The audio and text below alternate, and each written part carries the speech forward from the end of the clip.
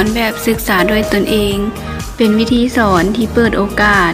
ให้ผู้เรียนได้ศึกษาหาความรู้จากแหล่งวิชาด้วยตนเอง ได้แก่ การศึกษาจากหนังสือ และการศึกษานอกสถานที่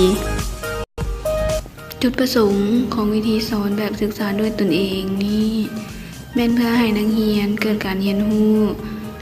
ด้วยตนเองภายใต้การดูแลและการแนะนำของครูเพื่อให้นักเรียนได้มีโอกาสแก้ไขปัญหาด้วยการแสดงความคิดเห็นในกลุ่มและหาข้อสรุปที่สอนแบบศึกษาด้วยตนเองมี3ขั้นตอนคือขั้นตอนที่1จัดนักเรียนเป็นกลุ่มหรืออาจเป็นผู้เรียนคนเดียวศึกษาค้นคว้าตามลำพังโดยมีหัวข้อให้ไปค้นคว้าขั้นตอนที่2ครูกระตุ้นให้นักเรียนแสดงความคิดเห็นและให้คำแนะนำให้มีการร่วมมือในการวางแผนที่จะศึกษาค้นคว้าในเรื่องต่างๆดูแลและให้ความช่วยเหลือในการศึกษาของนักเรียนแต่ละคนจัดหาและเสนอแนะนำแหล่งความรู้ได้แก่อุปกรณ์หนังสือ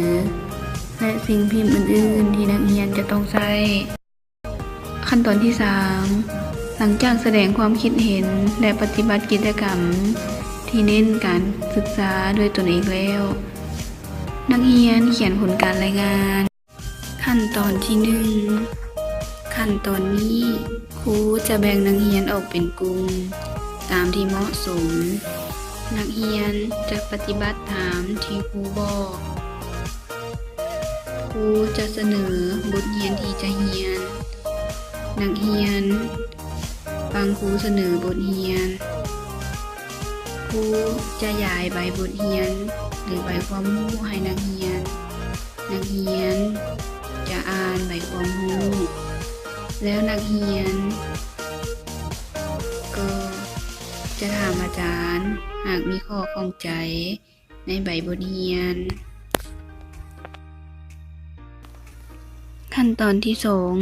2ขั้นตอนนี้ครูจะเป็นผู้ย้ายอุปกรณ์และนักเรียนจะสำรวจอุปกรณ์การทดลอง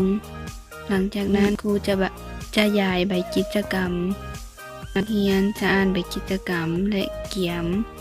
ที่จะปฏิบัติการทดลองครูจะให้คำแนะนำการทดลอง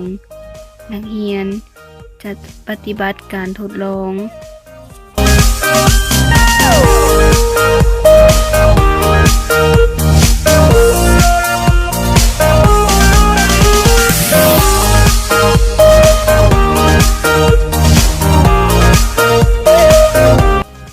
ครูจะสังเกตความเอาใจใส่และความสามัคคีกัน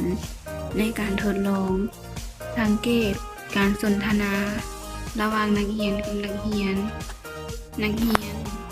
จะสังเกตและบันทึกผลการทดลองครูจะให้แต่ละกลุ่มขึ้นรายงานการทดลองที่ตนเองได้เฮ็ดนักเรียนแม่นต่างหน้าแต่ละกลุ่มขึ้นรายงานอธิบายการทดลองของกลุ่มตนเองครูจะฟังแต่ละกลุ่มอธิบายผลการทดลองของตนเองที่ได้ปฏิบัติตัวจริงมา